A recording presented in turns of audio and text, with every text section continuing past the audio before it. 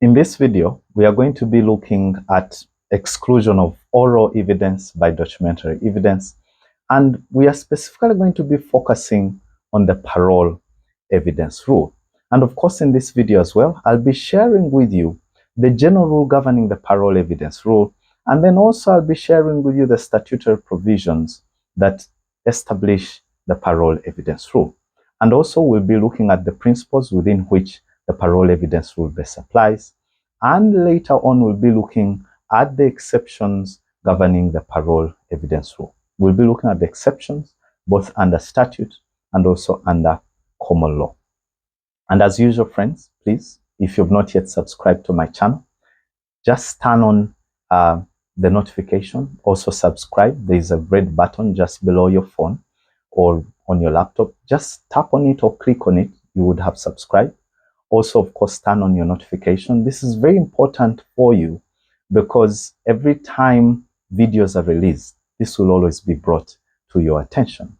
And then also like and share this video with your friends so that they are also able to benefit as well. And then, of course, like and also make sure that you give this video a thumbs up. And then finally, students interested in private law tutorial sessions, please ensure that you reach out to us. We'll be able to help you. Our numbers are down in the description box. And then also, as I always advise you, that students that are on private law tutorial sessions have been proven to outperform their colleagues who do not have any sort of mentorship. So mentorship with the experts, if you're struggling in law school, will go a long way to ensure that it helps you out. So let's jump right into what we are supposed to be covering for this class, and this is the parole evidence rule. So basically, what is the parole evidence rule about? The parole evidence rule is basically to the effect that you can never bring oral evidence to change, to vary, or to even improve contents of a written document. So in other words, if there is a written document, it's supreme, it supersedes oral evidence. You can't bring oral evidence to change a written document or any of its contents whatsoever. So that's what the parole evidence rule is about. So let's now proceed to look at the statutory provisions and what these really say. So I encourage you to ensure that you address yourself to Section 91, Section 93, and Section 94 of the Evidence Act. These are very authoritative and they best speak to the parole evidence rule.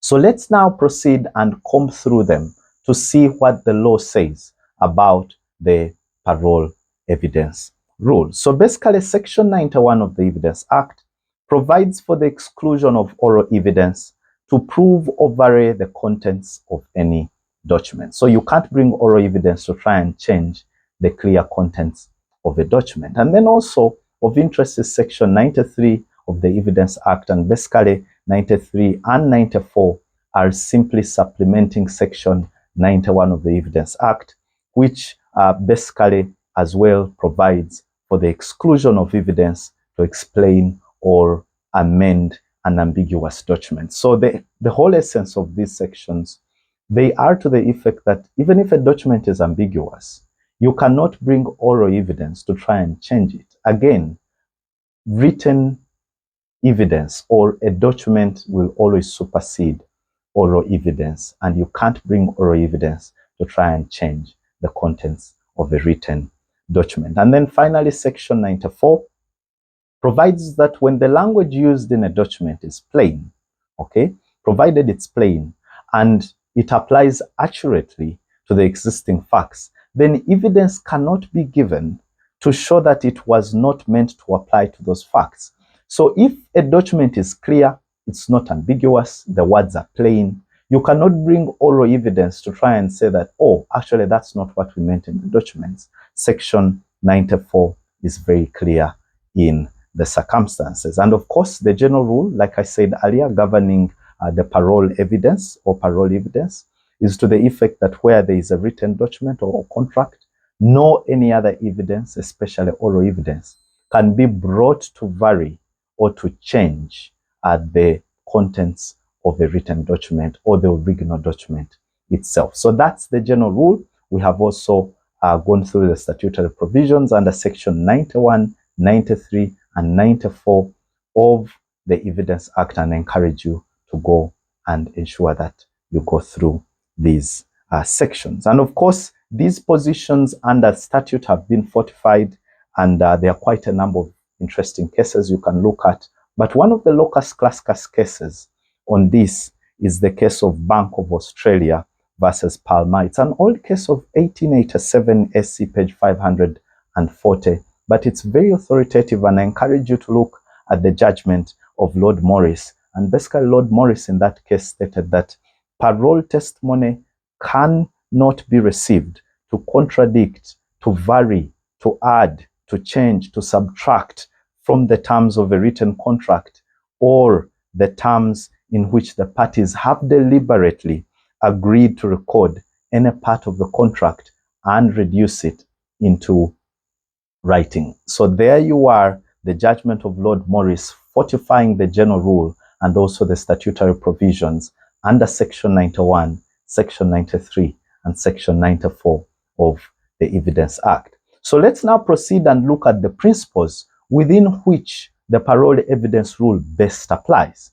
There are mainly two principles within which the parole evidence rule best applies. The first principle is contracts reduced into writing. So this principle is on all fours when it comes to contracts that are reduced into writing. Okay?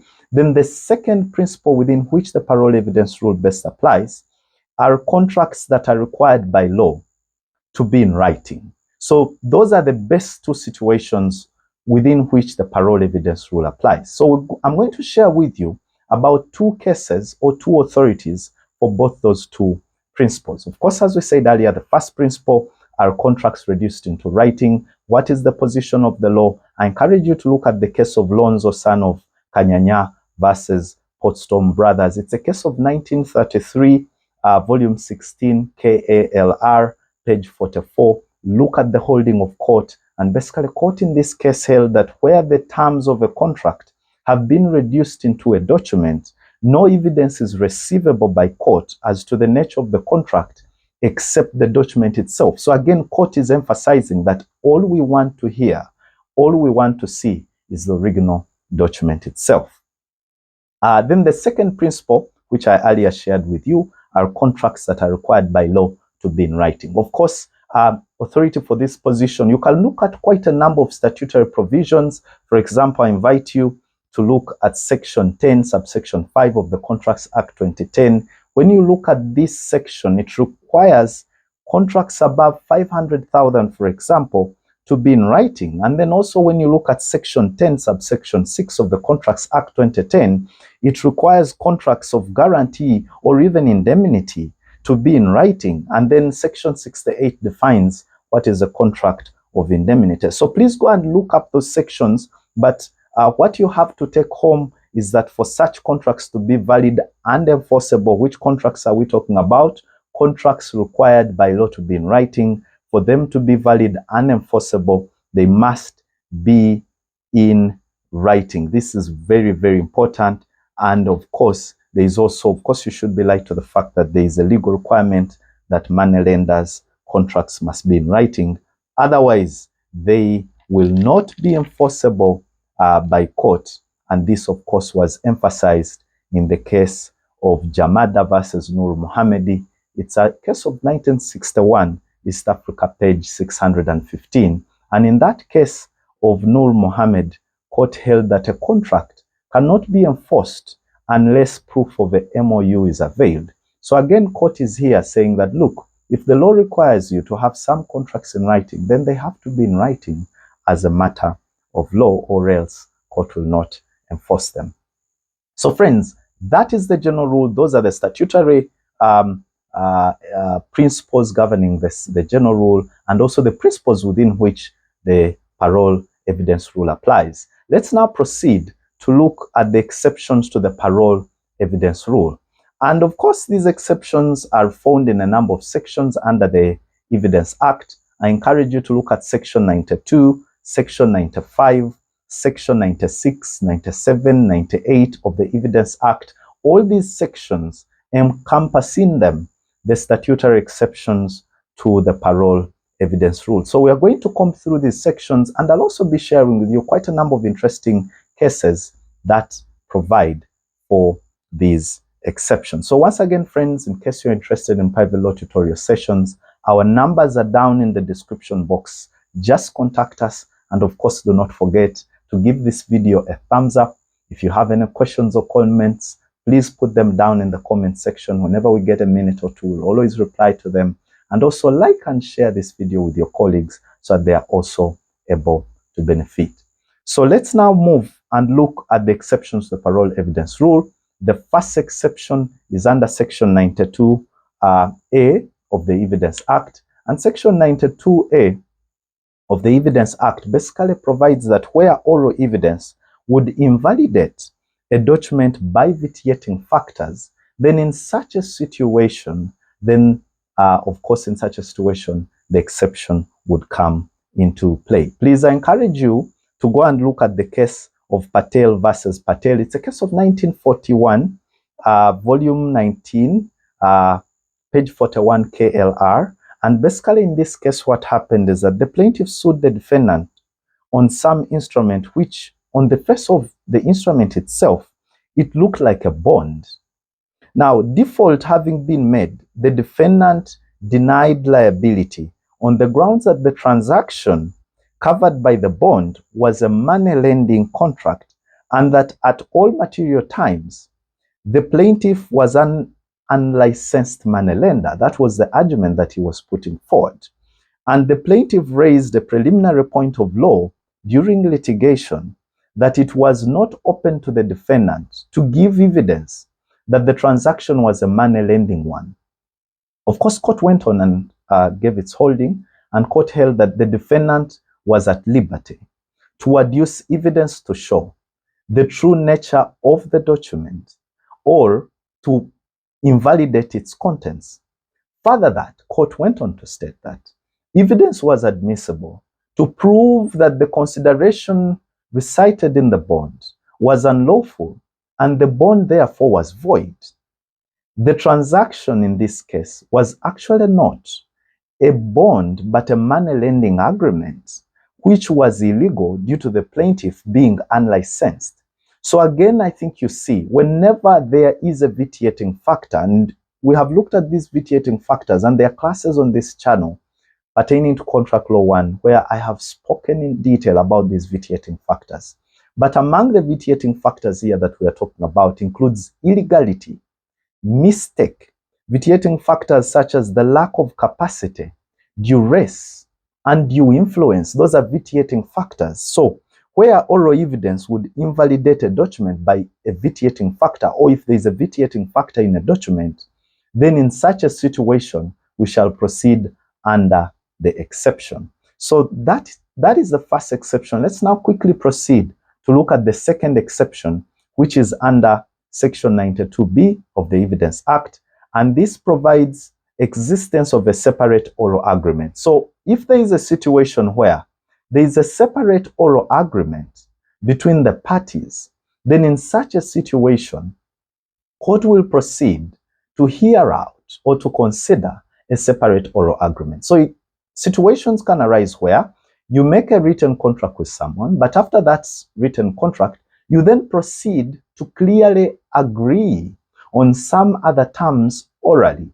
So in such a situation, court can bring in this oral evidence to try and clarify or vary one or two terms of a written agreement as per the interests of the parties. Because if the parties went on to make another oral agreement after the written agreement, that means that they were kind of changing or modifying the terms of a written agreement. So this is another exception governing the parole evidence rule. So let's proceed to look at one case governing this. I encourage you to look at the case of Hansen, AMBH versus Jetha Limited. It's a case of 1959, East Africa, page 563. This is a very interesting case from Tanzania. And it was held in this case that a contract of guarantee in which space for the signature of a fourth surety had been left blank was silent as to whether the signatures of the 4 guarantors was a condition precedent of the guarantee coming into force, and that further, that the statement of the third sureties that their signatures alone were sufficient security was not a subsequent modification of the guarantee, but rather a collateral oral term evidence whereof it was admissible. So court was trying to say that in such a situation, the oral evidence was admissible to vary in the circumstances, contents of a written agreement from the circumstances, because the circumstances were supporting the oral evidence towards varying the contents of a written agreement. So let's quickly proceed to look at the third exception, and that is under Section 92C of the Evidence Act, and it provides oral agreement constituting a condition precedent. So what this exception is basically saying is that if there is an oral agreement and that oral agreement constitutes a condition precedent, then in such a situation, we shall allow oral evidence to come in and change the contents of a valid document. Now, the question here becomes, what is a condition precedent? So a condition precedent is basically a condition that parties will agree on subject to operation of the written agreement. So take an example. If we are going to make a written agreement, but then we agree orally that before that agreement takes effect, we have to first do ABC. So that is a condition precedent. It's a condition that has to be fulfilled before the written agreement comes into place. So if that is the situation, then the oral agreement will be considered by court to vary the contents of a written agreement. Let's now proceed to look at the case of Billons versus Billons. It's a case of 1957, East Africa, page 96. And this is a Court of Appeal decision. And basically, please go and read these facts of this case. They're very interesting. But the take home here is that the Court of Appeal held that evidence that a resulting trust arose in favor of the husband was inadmissible. That was the holding of court, which is the take home. Please go and read the whole case so that you're able to appreciate the interesting facts of that case. And then also another interesting case which you can also use for this same principle is the case of Campbell. It's a case of 1856, ER page 903. And basically here, there was a written agreement to buy a share of the patent of an invention. In fact, there was an oral agreement between the parties that the contract itself would not come into effect until the patent had been examined and verified by a third party, and court accepted this as a condition precedent. So very interesting case of Campbell 1856, and it brings out this exception quite very, very well. Let's now proceed to look at the fourth exception, and that is under Section 92D of the Evidence Act, and it provides the existence of a subsequent oral agreement to modify a contract. So again, parties may agree orally after a contract has been made to modify the terms of the written contract. In such a situation, court will accept the oral agreement to modify the contents of a written agreement. I encourage you to look at the case of Allen versus Pink. It's a case of 1838, 4M and W, page 140. It's very authoritative, and the brief facts of this case are that the plaintiff bought a horse from the defendant who handed him a receipt for the purchase price. So this guy bought a horse and he was given a receipt, of course, showing the cost within which he had bought the horse. Court held that the receipt did not preclude the plaintiff from proving an oral warranty of the fitness of the animal. Very, very important. So the receipt in itself, whereas it was a written document, court held that it did not preclude or stop the defendant from proving an oral warranty that was given after the receipt was given. Because remember, when a receipt is given, then the contract is complete. But later on, an oral warrant was given. So the plaintiff was trying to argue the oral warrant in court And the other party was saying, no, we are sticking to the contents of the receipt. And court said the oral agreement was made after written agreement and to modify some of the terms of the agreement. And of course, in such a situation, it was admissible. Let's now proceed to look at another exception under section 92E of the Evidence Act. And that section provides that where there is a custom by which incidents not expressly mentioned are annexed to contracts, very, very important exception. So if there is a custom, okay, by which instance not expressly mentioned, there is a custom, there is a value among the community or among the people, okay, and it is not expressly mentioned, but it is annexed to the contract, then court will allow oral evidence to be submitted in proof of that custom as an annexure to the contract. I encourage you to look at the case of Brown versus Bryan. It's a case of 1854, very authoritative, 3 E&B, page 703. And in this case, friends, the judge said that in all contracts as to the subject matter of which known usages prevail, persons are found to proceed in the tacit assumption in the circumstances of these usages. They commonly reduce into writing the special parts of their agreement, but omit to specify those known usages which are included. However, of course, by mutual understanding, evidence, therefore, of such incidents is receivable and admissible. In essence, what Justice Coleridge J. was trying to say in Brown versus Bryan was that when people make contracts, most of the times, there are customs that are known to all of them that could be left out when they are making those contracts because they are known to all of them. If such a contract is made and reduced in writing, in exclusion of such customs, then oral evidence can be brought to show that actually those customs by usage were part of the annexure of the contract and they cannot be left behind. You cannot refuse oral evidence to be given, especially for customs which are incidents, but they are not expressly mentioned because they are known to both parties.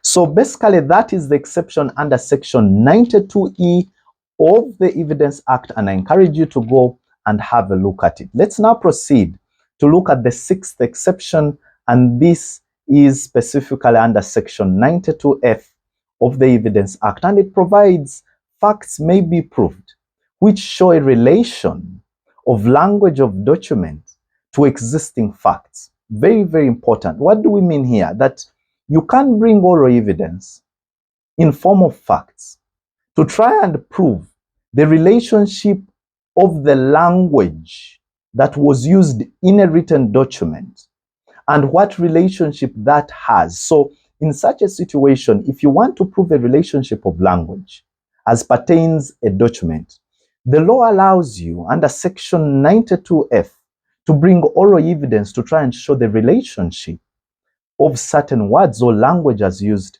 in a written document. So that is squarely allowed, and I encourage you to look at the case of Mohammed Roshan versus Santa Singh. Very interesting case of 1959, East Africa, page 717.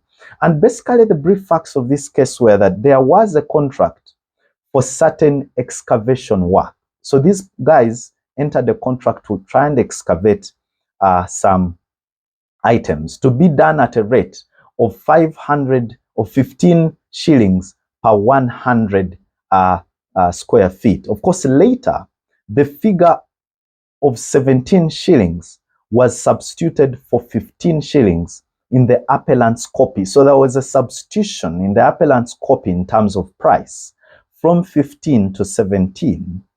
And of course, what happened here is that the alteration was signed by the respondent. He went on and signed it unknowingly. The alteration, after being signed by the respondent, the work fell into two stages. First, the appellant undertaking to carry out the second stage on similar terms, but at a higher rate of pay. The appellant sought to prove that the altered figure in the agreement applied only to the second stage and not the first one. Court held that under provision 6, evidence was acceptable, oral evidence was acceptable in the circumstances to show the language of the altered document was related to the existing facts. So in essence, court was trying to say that you will be allowed, if there is a dispute as to the written contents of a document, especially when it comes to language, as you can see in this case of Mohammed Roshan versus Santa Singh, there was a dispute as to whether it was 15 shillings or 17 shillings. And the defendant adduced oral evidence to try and prove the relationship of the language as was used in the document. And of course, there was an objection by the other party who was arguing the general rule and saying, look, you cannot bring oral evidence to vary the contents of a written agreement. And court said that in these circumstances where you bring oral evidence to try and show a relationship in language, this is squarely and legally admissible in the circumstances. Let's now proceed, friends, to look at another exception under section 95 of the Evidence Act, and this basically provides oral evidence is acceptable to show that plain and unmeaning words in a contract were used in a peculiar sense. Of course, 95 is kind of similar to 92, but there's a difference because here under section 95, you are allowed to bring oral evidence, okay, to show that unmeaning words or plain words in a contract were used in a certain sense to mean something. So if there are plain words that were used in a written contract, you are allowed to bring oral evidence to try and show that actually those words that were used in a contract were used in a certain peculiar sense. So very important there for you to note, friends. So let's now proceed and look at another exception, and that is under section 98. And this is our last exception for today's class. And basically, section 98 provides oral evidence can be used to show meaning of illegible or not intelligible characters. Very, very interesting. I encourage you to read through this section verbatim. Evidence may be given to show the meaning of illegible or not commonly intelligible characters of foreign, absolute, or old, or no longer valid, technical, local, or provisional expressions of abbreviations and of words used in a peculiar sense. So again, you can be allowed to try and bring oral evidence to show that the words that were used in a contract, if, for example, such words are obsolete, technical, or local, or foreign, or not commonly used words, or in themselves they are intelligible, you can be allowed to bring oral evidence to try and show the meaning of these words, or that these words were used in a certain sense. So friends, those are the exceptions to the above principle known as the parole evidence rule. Let's meet in another class, friends. Do not forget, please subscribe to my channel, like and share this video with your colleagues so they are also able to benefit. Also turn on the notification so that you never miss out on a single class. And students interested in our private law tutorial sessions, do not forget, our numbers are down in the description box. You can contact us. You can reach out to the experts and we can help you improve on your law performance. We meet in another class. Bye-bye.